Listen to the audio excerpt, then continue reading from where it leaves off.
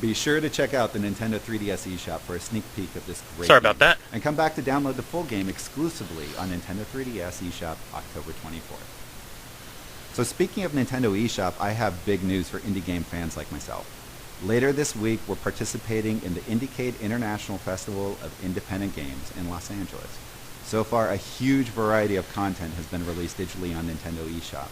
From Wii U titles like Bit Trip Presents Runner 2, Future Legend of Rhythm Alien, Tokitori 2 Plus, and Little Inferno, to Nintendo 3DS titles like Cave Story, Attack of the Friday Monsters, and SteamWorld Dig. And we can't wait to show off our lineup of games and experiences coming soon from our digital development partners. So keep an eye out for the news. We'll be featuring a wide range of playable experiences for Wii U and Nintendo 3DS due for release this holiday and beyond. Thanks everyone. Next, I'll turn it over to the Treehouse for some first-party updates. Hi, this is Eric Peterson with a little something for Zelda fans. The retail version of The Legend of Zelda The Wind Waker HD will soon hit store shelves. Recognize my shirt? It's a real-life version of the shirt Link wears in Outset Island at the start of the game. We like this shirt so much, we had one of the game's official artists recreate it using a pro design in Animal Crossing New Leaf. And now, I'm sharing it with all of you. If you don't have the game on you right now, don't worry about it. You can rewatch this Nintendo Direct. I actually do have the game on me right now. Channel at I could do it. youtube.com/Nintendo. When you're ready, just go to the Able Sisters shop in your Animal Crossing New Leaf town and ask to use the sewing machine. Then, you can scan this QR code with your Nintendo 3DS to get the shirt. And if you don't have the sewing machine yet, then you obviously haven't been chatting with Sable enough. Well, that's another story for another time. You may have noticed what I'm using. That's right, this is a final retail version of our newest member of the Nintendo 3DS family, Nintendo 2DS. Launching simultaneously with Pokémon X and Pokémon Y on October 12th, Nintendo 2DS plays all DS and 3DS games in 2D, and is another great option if you're in the market for a new system. Whether you're into exchanging QR codes in Animal Crossing New Leaf, or enjoying all the Street Pass goodness Street Pass Me Plaza has to offer. Speaking of which, a recent Iwata Ask revealed some interesting things about the development of Street Pass relay points at Nintendo's own locations. Getting Street Pass connections really brings Street Pass Me Plaza to life, so we've decided to try and make this possible for more people. Starting in a few days, anytime you put your Nintendo 3DS into sleep mode and visit a Nintendo Zone location, you won't just get data from the last person to visit that Nintendo Zone, you'll get data from the last 6 people to visit that location. That should make it easier to complete puzzles and proceed through games in Street Pass Me Plaza. And to liven up the service even more, we've got a fresh slate of exclusive data distributions coming to all Nintendo Zone locations in October and November. These distributions will begin with a new piece of furniture for Animal Crossing New Leaf. You can get your own Fedora chair on October 1st and a sushi platter on October 15th. We've got more special content distributions throughout October and November for games like Kid Icarus Uprising, Super Mario 3D Land, and Mario Kart 7. So be sure to check into Nintendo Zone locations frequently. Kid Icarus Uprising. Don't forget to tell your friends. Otherwise, they may miss out on some Gold Pants Me distributions. Just saying. Next up, we have a new look at another upcoming Nintendo 3DS game. RPG fans will definitely remember our Bravely Default announcement from a previous Okay, now we're talking. This game is slated for release in the first quarter of 2014. And today, we have a brand new trailer that should give us an even better look at this sprawling adventure. Oh, sweet.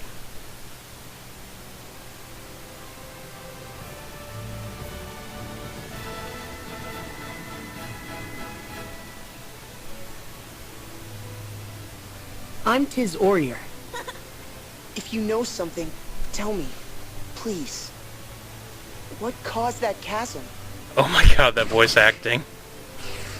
Thank God you can switch it between Japanese and English. English to Japanese, vice versa. And so I pray, now as ever before, and onward till the years take me. You alone survived. I am sorry.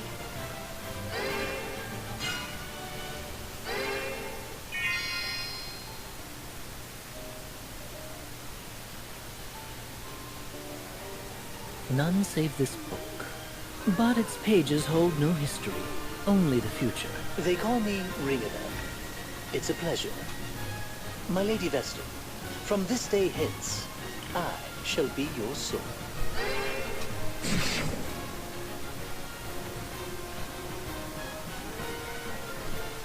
name is Adia Lee, daughter of the Templar. I take pride in that fact, in my blood. And I plan to watch up close. So I suggest you get used to me. The game does look really sweet, though. Not gonna lie.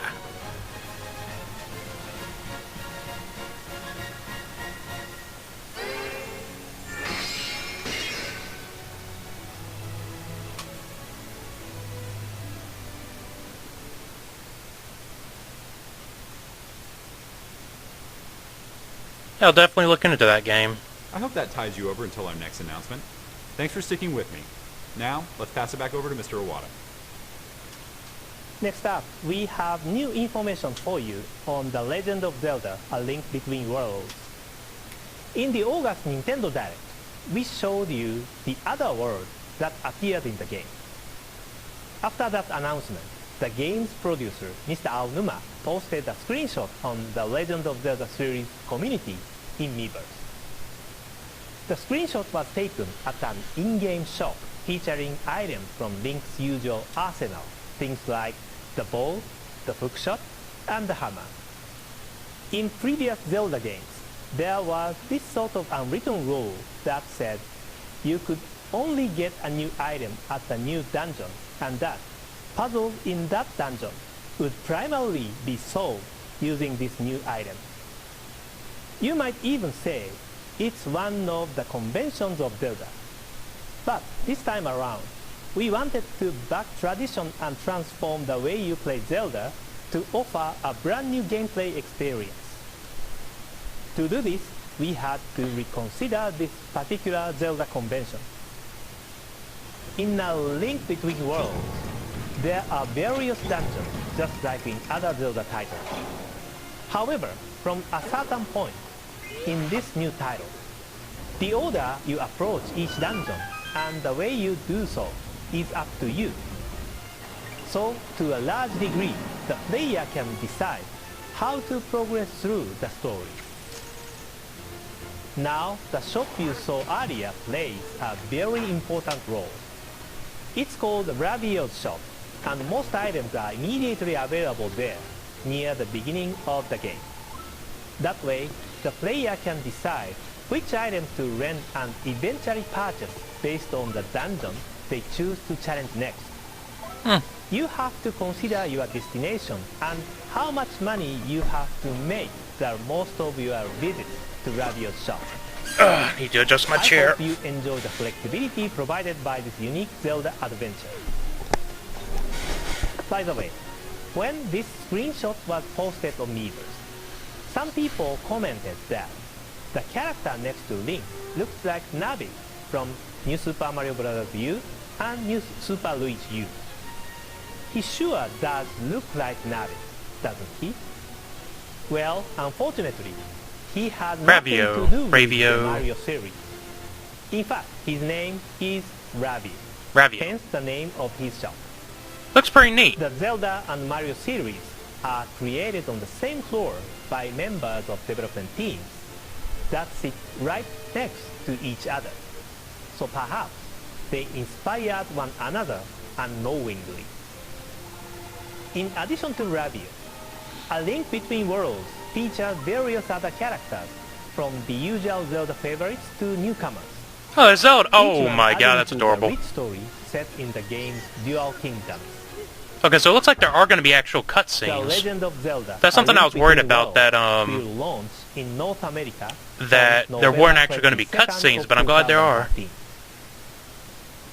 Today's last title is one we were announcing today for the first time. Oh. Oh, a Kirby game for the 3DS.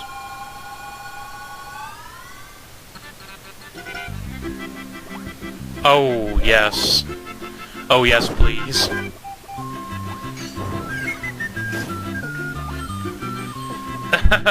Looks great. So far, at least.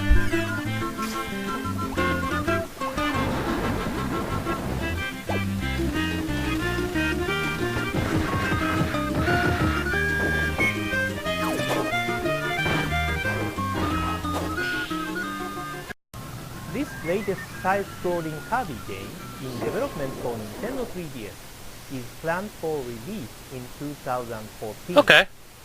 That Please definitely look interested forward me. to more information at a later date. That concludes our announcements for today. Thank you for sticking around until the end.